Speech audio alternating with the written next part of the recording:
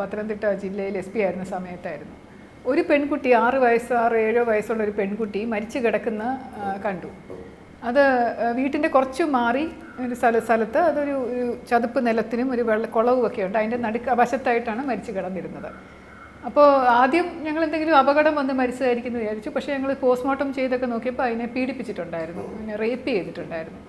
അപ്പോൾ റേപ്പ് ചെയ്ത് സഫോക്കേറ്റ് ചെയ്താണ് കൊന്നിരിക്കുന്നത്. ഈ കുട്ടിക്ക് അമ്മയുണ്ട്, അച്ഛനുണ്ട്, എല്ലാവരും ഉണ്ട്, വീട്ടുകാരെല്ലാവരും ഉണ്ട്. അപ്പം നമ്മൾ ഇപ്പോൾ ആരോ തട്ടിക്കൊണ്ടുപോയി കൊന്നു എന്നുള്ള ഒരു ചിന്തയിലായിരുന്നു ആദ്യം അന്വേഷിച്ചത്.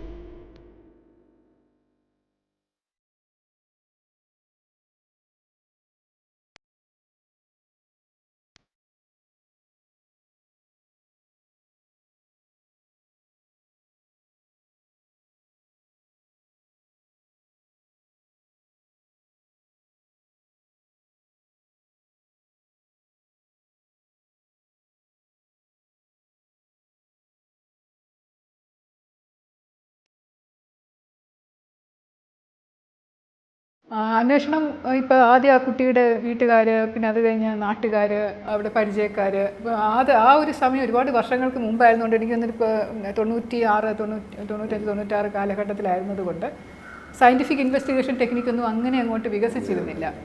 പക്ഷേ ഇതുപോലെയുള്ള കുഞ്ഞുങ്ങളും സ്ത്രീകളും ഇങ്ങനെ ദാരുണമായി പീഡിപ്പിച്ച് കൊല്ലപ്പെടുന്ന സംഭവം അപ്പോൾ നമ്മുടെ മനസ്സിനെ അങ്ങ് വല്ലാതെ മതിക്കും. അപ്പോൾ അതെനിക്ക് 2-3 ദിവസത്തേക്ക് എനിക്കൊരു വലിയ വിഷമമായിരുന്നു ഇതൊക്കെ അറിഞ്ഞിട്ട്.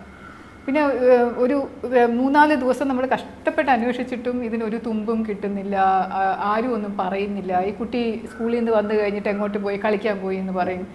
ആരെങ്കിലും കണ്ടിട്ടുണ്ടോ അതറിയുന്നില്ല. അപ്പോൾ കുട്ടിയുമായിട്ട് അടുത്തിടപഴകിയത് ആരൊക്കെയാണ്, ആ നാട്ടിലുള്ള ഈ സെക്സ് ഒഫൻഡേഴ്സ് ആരൊക്കെയാണ്, ലൈംഗിക കുറ്റകൃത്യം ചെയ്തിട്ടുള്ള പ്രതികളെ എല്ലാം പൊക്കിക്കൊണ്ടുവന്ന് പരിശോധിച്ചു, അവരുടെയൊക്കെ സമയം, അങ്ങനെ ഒരുപാട് കഷ്ടപ്പെട്ട് അന്വേഷിച്ചു. ഒരാഴ്ചയോളം കടന്നുപോയി. അപ്പോൾ ഇങ്ങനെ ചില ദിവസം ഇങ്ങനെ രാത്രി ഉറക്കം വരില്ല എനിക്കിതുപോലെയുള്ള കേസൊക്കെ വരുമ്പോൾ.